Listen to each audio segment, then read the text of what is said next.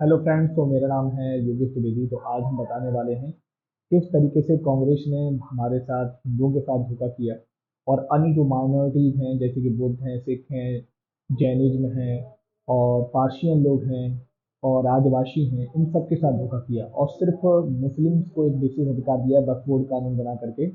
बकफोर्ड क्या होता है वो पूरी जानकारी आपको उपाध्याय जी देंगे इसी वीडियो के अंदर। तो ज़्यादा समय खराब ना करते हुए मैं वीडियो आपको दिखाता हूँ उपाध्याय जी की, जो उन्होंने मतलब रिकॉर्ड की है। और वो जानकारी सबके लिए सार्वजनिक होना बहुत ज़रूरी है, क्योंकि धीरे धीरे जो है मुस्लिम भारत की बहुत सारी ज़मीन कब जाते जा रहे हैं। कि जैसे कि उन्होंने पूरा कश्मीर भी रखा है और वहाँ पर सारे पंडितों को मार कर काट करके वहाँ से भगा दिया। अब वो धीरे धीरे तैयारी कर रहे हैं पूरे हिंदुस्तान पे कब्जा करने की, जैसे उन्होंने मिस्र में कब्जा किया, इजिप्ट में कब्जा किया। तो ज़्यादा आपका समय वेस्ट ना करते हुए आपको ले चलते हैं वीडियो के अंदर। आपकी छोटी रिक्वेस्ट है, चैनल को सब्सक्राइब और वीडियो को लाइक करना ना भूलें, क्योंकि इस तरह की वीडियो मैं आपके सामने लाता रहूँगा। थैंक यू, नमस्ते, धन्यवाद। वक्फ एक्ट की वैधता को चैलेंज करने वाली पीआईएल पे आज सुप्रीम कोर्ट में सुनवाई हुई है। केंद्र सरकार ने अपने एफिडेविट में यह बताया है कि देश भर में कुल 120 पीआईएल आ चुकी हैं वक्फ एक्ट के खिलाफ। 120 पिटीशन।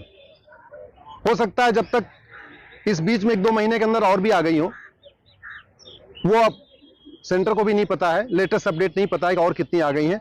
लेकिन 120 रिटर्न में दिया है कि हाँ, पूरे देश भर में 120 पिटीशंस हैं जो वक्फ एक्ट के किसी न किसी धारा को चैलेंज कर रहे हैं।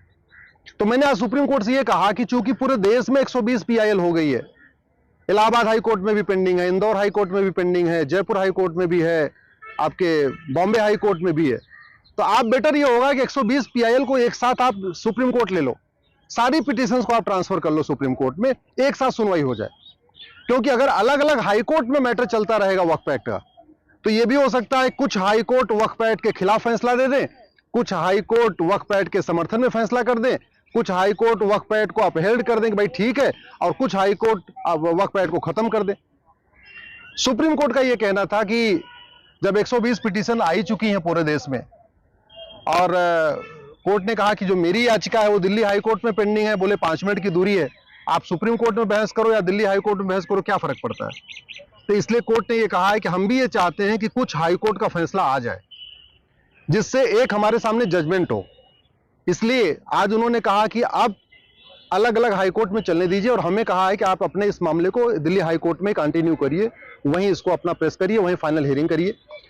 26 जुलाई को दिल्ली हाई कोर्ट में मैटर फिर से आएगा, तो अब हम इसको हाई कोर्ट में बहस करेंगे। हमने ये कहा है अपनी पिटीशन में कि वक्फ एक्ट जैसा कानून पूरी दुनिया में कहीं नहीं है, पूरी दुनिया में नहीं, भारत तो छोड़िए, पाकिस्तान, अफगानिस्तान, बांग्लादेश में भी नहीं। वक्फ एक्ट जैसा कानून भारत के अंदर सभी माइनॉरिटीज को भी नहीं। अगर हम ये कहें चलो भाई माइनॉरिटी को एक अलग से दर्जा है, तो जैन भी माइनॉरिटी हैं, बौद्ध भी माइनॉरिटी हैं, सिख भी माइनॉरिटी हैं, पारसी भी माइनॉरिटी हैं, लेकिन जैन, सिख, पारसी, इनके लिए तो वक्फ एक्ट जैसा कानून नहीं है।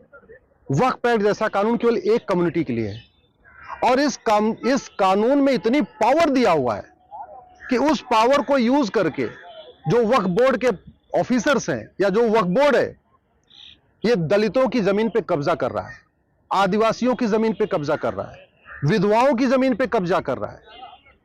जो सार्वजनिक स्थान होता है, खेल का मैदान, ऊसर, बंजर, पार्क, या रेलवे लाइन के किनारे जो सब जगह छोड़ा जाता है, या हाईवे के किनारे जो जगह छोड़ा जाता है, उस पर एक कब्जा करता चला जा रहा है। और यह वक्फ बोर्ड चूंकि राज्य में एक ही होता है, अब जो बॉर्डर के एरिया होते हैं उनके लिए बड़ा मुश्किल होता है कि वक्फ बोर्ड में जाके मुकदमा लड़े। उदाहरण के लिए, झाबुआ भोपाल से लगभग 700 किलोमीटर दूर है। झाबुआ में आदिवासी रहते हैं। अब ये वक्फ बोर्ड जब किसी आदिवासी को नोटिस भेजता है, और उस आदिवासी ने कभी झाबुआ की भी कोर्ट नहीं देखा है, उसको क्या लेना देना झाबुआ को, कभी उसका सारे मुकदमे आपस में पंचायत में हो जाते हैं। लेकिन जब ये वक्फ बोर्ड झाबुआ के आदिवासी को नोटिस भेजता है और कहता है जो अपना जवाब देना आके भोपाल में दो, क्योंकि वक्फ बोर्ड का ऑफिस तो भोपाल में है, वो आदिवासी बेचारा भोपाल कैसे पहुंचेगा, तो उसको कहते हैं या तो कन्वर्ट हो जाओ या तुम्हारी अपनी जमीन कब्जा हो जाएगी, जमीन चली जाएगी। तो वो मजबूरी में आदिवासी कन्वर्ट भी हो रहा है। तो वक्फ बोर्ड अपने आप में कन्वर्जन का बहुत बड़ा टूल हो गया है। मेरठ मुजफ्फरनगर से लखनऊ 600 किलोमीटर दूर है, अब कोई पार्क है अगर मेरठ मुजफ्फरनगर का, या कोई चारागाह है, गोचर की भूमि है, अखाड़े की भूमि है, खेल का मैदान है, वहां पे जब वक्फ बोर्ड कब्जा कर लेता है तो वहां के अधिकारी, पटवारी, कानून गो, लेखपाल, वहां पे मेरठ की कोर्ट में नहीं जा सकते, क्योंकि कानून ये कहता है आपको वक्फ बोर्ड में आके अपने जवाब देना है। अब जो सरकारी जमीन है उसके लिए कोई भी लेखपाल, पटवारी लखनऊ कैसे जाएगा? अगर किसी मजबूत आदमी की, मान लीजिए मिडिल क्लास है, अपर क्लास है, उसकी जमीन पर अगर वक्फ बोर्ड कब्जा करता है तो वो तो अपना जवाब देने फिर भी जा सकता है, भाई ठीक है 600 किलोमीटर दूर भले है, लेकिन उसकी जमीन जा रही तो जाके जवाब देगा, मुकदमा लड़ेगा। लेकिन गौचर की भूमि के लिए कौन जाके मुकदमा लड़ेगा? खेल के मैदान के लिए कौन जाके मुकदमा लड़ेगा? चारागाह की जमीन के लिए कौन मुकदमा लड़ेगा? अपनी जमीन के लिए फिर भी लड़ सकते हैं, जो पब्लिक लैंड है उसके लिए कोई नहीं लड़ेगा।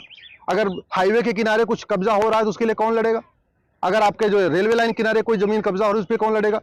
इसलिए ये वक्फ बोर्ड पूरी तरीके से आर्टिकल 14 का वायलेशन करता है, 15 का भी वायलेशन करता है, आर्टिकल 21 का भी वायलेशन करता है और असीमित शक्तियां देता है।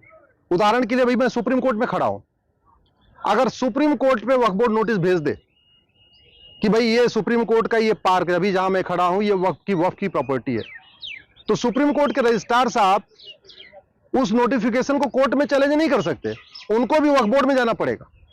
ये इतनी पावर है। हाई कोर्ट, सुप्रीम कोर्ट, अभी राष्ट्रपति भवन पे भी अगर नोटिस भेज दे वक्फ बोर्ड कि राष्ट्रपति भवन का अगर कोई एक एरिया ऐसा है जो वक्फ की प्रॉपर्टी है, तो राष्ट्रपति भवन के भी जो अधिकारी हैं वो कोर्ट में चैलेंज नहीं कर सकते, उनको भी सीधे वक्फ बोर्ड के सामने जाना पड़ेगा, और उस वक्फ बोर्ड के सामने जाना पड़ेगा जहां 100% एक ही कम्युनिटी के लोग हैं।